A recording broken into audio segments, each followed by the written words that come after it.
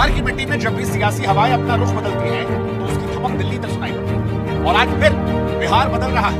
वो बिहार जो बीते 2 दशकों से कह रहा था कि बिहार में बहार है, काहे कि यहाँ नीतीश कुमार है, वो नीतीश कुमार से आगे बढ़ रहा है, क्योंकि नीतीश बाबू जो हैं वो अब अचानक से राज्यसभा जा रहे हैं। नीतीश कुमार राज्यसभा जाएंगे। ये Bihar chief minister Nitish Kumar go to the Rajya Sabha.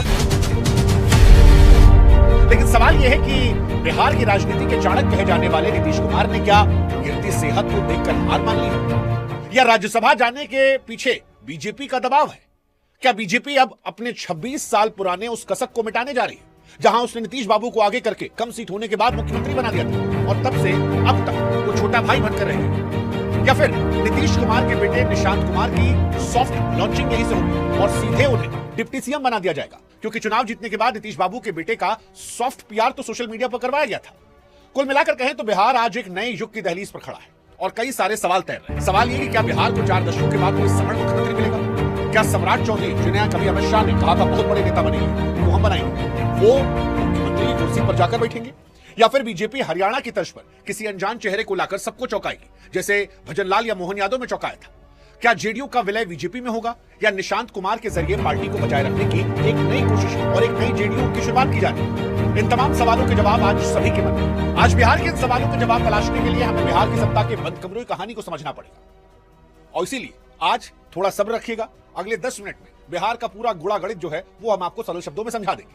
अब सबसे पहले बात करते हैं बीजेपी के 26 साल पुराने खाब को, जिसे शायद अमित शाह ठीक करना चाहते। तो देखिए, बिहार में बीजेपी के भीतर एक बहुत पुरानी नीति है, साल 2000 के उन 7 दिनों के जब बीजेपी के पास संख्या बल था, लेकिन इसके बावजूद बीजेपी ने नीतीश कुमार को अपनी पीठ पर बैठा लिया। उस वक्त के दिग्गज नेता अटल बिहारी वाजपेयी और लालकृष्ण आडवाणी ने गठबंधन धर्म निभाने के लिए नीतीश कुमार को नेता माना, लेकिन उसका खामियाजा बीजेपी बिहार ने अगली 2 पीढ़ियों तक दिया। बीजेपी बिहार में सिर्फ एक कैडर पार्टी बनकर रही, जबकि नीतीश कुमार चेहरा बनकर रहे। और अब 26 सालों के बाद वापस उसी दहलीज पर बीजेपी खड़ी है, जहां शायद वो अटल बिहारी वाजपेयी और आडवाणी वाली गलती दोहराना ना चाहे। सूत्रों के माने तो अमित शाह ने साफ कर दिया है कि इस बार समझौता बीजेपी की शर्तों पर होगा। कहा जा रहा है कि फॉर्मूला निकाला गया है जहां पर सीएम बीजेपी का होगा और 2 डिप्टी सीएम जो है वो जेडीयू का होगा। एक फॉर्मूला और है कि जो चल रहा था वही चलेगा, यानी सीएम जो है वो जेडीयू का होगा और 2 डिप्टी सीएम बीजेपी का। लेकिन इस हालत में क्या नीतीश कुमार के बेटे की लॉन्चिंग हो पाएगी? शायद नहीं। और अगर बेटे की लॉन्चिंग करनी है तो इससे अच्छा मौका नीतीश कुमार को नहीं मिलेगा, और ये बीजेपी और जेडीयू दोनों के हित में, क्योंकि दोनों पार्टियां जानती है किसमें उनका नफा है। मतलब बीजेपी जानती है कि अगर इस बार मुख्यमंत्री नहीं बना तो राम जाने को कौन सा दौर होगा जब बिहार में बीजेपी का मुख्यमंत्री बनेगा, और बिहार में बीजेपी कार्यकर्ता इससे टूट सकता है। इसलिए बीजेपी इस बार वेट एंड वॉच वाली स्थिति में नहीं है, वो फ्रंट फुट पर खेल रही है। भले ही तेजस्वी यादव कह रहे हैं कि अभी भी गुंजाइश है, हम 25 सीट लेकर बैठे हैं, अगर जेडीयू और कांग्रेस साथ मिलकर आ जाए तो हो सकता है खेला हो, लेकिन उसकी संभावना बड़ी कम लगती है, क्योंकि अमित शाह पहले से ही बिहार में डटे हुए हैं और इस बार ऐसा लगता है कि बिहार में अपना स्वतंत्र अस्तित्व स्थापित करना चाहते हैं। अब अगर मान लेते हैं कि बीजेपी का मुख्यमंत्री बनेगा तो सवाल है कौन बनेगा। तो देखिए, बिहार में पहला नाम जो चल रहा है वो चल रहा है सम्राट चौधरी का।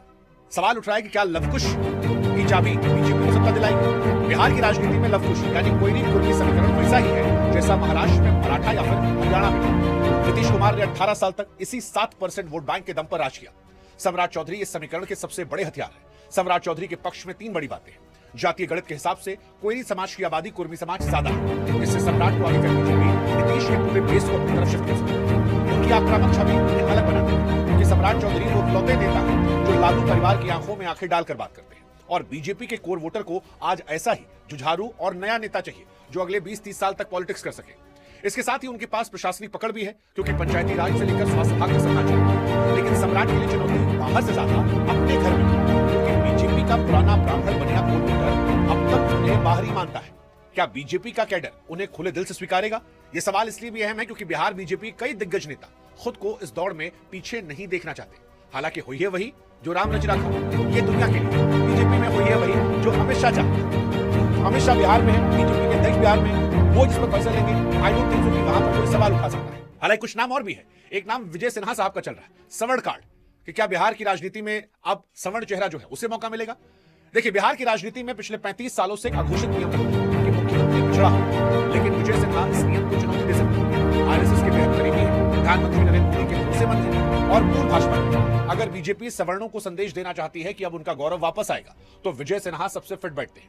यूपी में योगी आदित्यनाथ का प्रयोग सफल रहा, जहां एक ठाकुर मुख्यमंत्री ने गैर यादव ओबीसी और सवर्णों को एक साथ जोड़ा। अब सवाल यह है कि विजय सिन्हा बिहार के योगी बन पाएंगे? उनकी सबसे बड़ी कमजोरी उनकी जाति का कम जनसंख्या प्रतिशत है और यही सवाल है कि क्या 3-4-5% वाली आबादी वाला नेता 36% अति पिछड़ों को संभाल पाएगा? यहां बीजेपी को यह भी सोचना होगा कि क्या सवर्ण चेहरा बनाने से आरजेडी को मंडल बनाम कमंडल की राजनीति दोबारा शुरू करने का मौका तो नहीं मिल जाएगा, और क्या ये उनको बैकफायर तो नहीं कर जाएगा? खैर, बीजेपी के अलावा निशांत कुमार की सॉफ्ट लॉन्चिंग की भी चर्चा चल रही है। अब इसे आप विरासत का नाम दें या फिर विपक्षता का नाम दें। जेडीयू के भीतर पिछले 1 साल से बहुत ही खामोश लेकिन सोची समझी पीआर एक्सरसाइज चल रही है। अगर आपने सोशल मीडिया पर ध्यान दिया होगा तो नीतीश कुमार जब चुनाव जीते थे तो नीतीश के बेटे निशांत की सादगी के बहुत सारे रील, बहुत सारे एक्सपर्ट फोटोज, वीडियोस डाले गए। अगर आपको लग रहा है कि वो इत्तेफाकत है तो आप बहुत मासूम हैं, क्योंकि पॉलिटिक्स में कुछ भी इत्तेफाकत नहीं होता है। उसके पीछे एक पीआर एक्सरसाइज थी जो धीरे धीरे आपके दिमाग में डालने की थी, और बहुत सारे इन्फ्लुएंसर्स को पैसे दिए गए थे। क्योंकि निशांत कुमार वो शख्स है जो कैमरों से बचते थे, लेकिन बीते 1 साल उन्हें सार्वजनिक कार्यक्रमों में दिखाया। ये भी खबर आई कि जेडीयू के अंदर कुछ टॉप लीडरशिप के नेता हैं जो उनको तैयार सियासी बयानबाजी के लिए, तैयार पॉलिटिकल रिएक्शंस के लिए, तैयार पॉलिटिकल मैसेजिंग के लिए। अब नीतीश कुमार के लिए ये जरूरी है, जेडीयू के लिए भी ये जरूरी, मजबूरी दोनों है, क्योंकि नीतीश कुमार के बाद जेडीयू अगर ताश के पत्तों की तरह ना बिखरे तो उसके लिए निशांत मजबूरी भी है और जरूरी है, क्योंकि कोई भी और नेता पार्टी को एकजुट नहीं रख सकता। निशांत कुमार एक न्यूट्रल चेहरा है, और चर्चा यह है कि नीतीश कुमार की जो लंबी क्रेडिबिलिटी रही है उसका फायदा निशांत कुमार को दिया जाए। जो चर्चा चल रही है वो यही कि बीजेपी और नीतीश के बीच एक सीक्रेट डील हुई है, जिसके तहत बीजेपी का सीएम और निशांत डिप्टी सीएम बनेंगे। इससे नीतीश की विरासत ही बची रहेगी और बीजेपी को सत्ता की चाबी मिल जाएगी। निशांत की छवि एक पढ़े लिखे सुलझे युवा की जो तेजस्वी यादव को कॉम्पिटिशन दे सकते हैं। यह कदम जेडीयू के नेताओं के लिए भी राहत भरा हो सकता है, जो किसी दूसरे सीनियर नेता के नीचे काम करने के बजाय नीतीश के वारिस को स्वीकार करना पसंद करेंगे। अब सवाल यह है कि अगर निशांत कुमार के डिप्टी सीएम वाला फॉर्मूला ना हुआ और जेडीयू को अपना ही सीएम बनाना रहा तो फिर कौन हो सकता है? तो देखिए, कई और नाम भी हैं। नीतीश के अनुमान की अगर बात की, नीतीश का अनुमान है विजय चौधरी। विजय चौधरी के मामले में अगर अनुभव और भरोसे की बात आए तो नीतीश को सबसे बड़े संकट पहुंचा।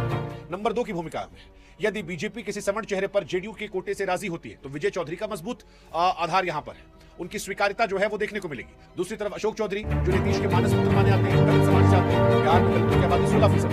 बीजेपी और जेडीयू अगर किसी नए चेहरे पर दांव लगाते आरजेडी के पैरों के नीचे से जाना चाहे, अशोक चौधरी का नाम भी डार्क हॉर्स साबित हो सकता है।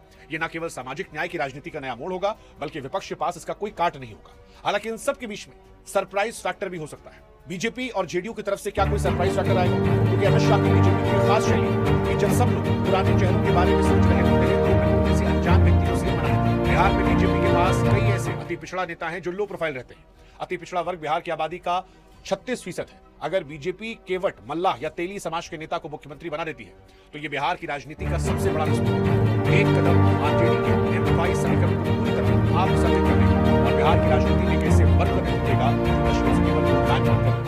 ये रिस्क बीजेपी को बिहार में स्थायी रूप से नंबर 1 बना सकता है, और इसके चांसेस बहुत बहुत ज्यादा है। खैर, कुल मिलाकर क्या नीतीश कुमार का राज्यसभा जाना बिहार में नीतीश कुमार के युग का अंत है? नीतीश कुमार का राज्यसभा जाना केवल पद का त्याग नहीं है, ये बिहार में बड़े राजनीतिक बदलाव की ये अगली पीढ़ी को विरासत देगा। नीतीश बाबू जानते हैं कि लिमिटेशंस है सेहत को देखते हुए, ऐसे में वो खुद को स्टेटमैन की भूमिका में ले जाने का फैसला शायद कर रहे हैं ताकि अपनी पार्टी और अपने बेटे निशांत का भविष्य सुरक्षित कर सके। लेकिन बीजेपी के लिए डगर आसान नहीं है, क्योंकि अगर मुख्यमंत्री के चुनाव में जरा से चूक तेजस्वी यादव बिहारी बनाम बाहरी या पिछड़ा बनाम समझ काट मिलकर बाजी पलट सकते हैं। बिहार अब उस मोड़ पर है जहां एक गलत फैसला किसी को भी अर्श से फर्श पर पहुंचा सकता है। आने वाले कुछ महीनों में हम इन सवालों के जवाब जान पाएंगे कि क्या बीजेपी 26 साल पुरानी गलती को ठीक करेगी या पिछलग्गू बनकर घूमती रहेगी? क्या निशांत कुमार बिहार के नए युवा आइकन बनेंगे? और सबसे बड़ा सवाल तो ये, क्या नीतीश कुमार राज्यसभा से भी बिहार की सत्ता का अपने आप में बिहार बाबू यहाँ पर नहीं होता, और जो होता है उसके पीछे बहुत कुछ होता है। और नीतीश बाबू के बारे में तो वैसे भी कहते हैं कि उनके दाएं हाथ को नहीं पता बाएं हाथ में क्या है। लालू जी कहते ना उनके पेट में 2 दांत है, वो है। तो बिहार की सियासत का क्लाइमेक्स अभी बाकी है।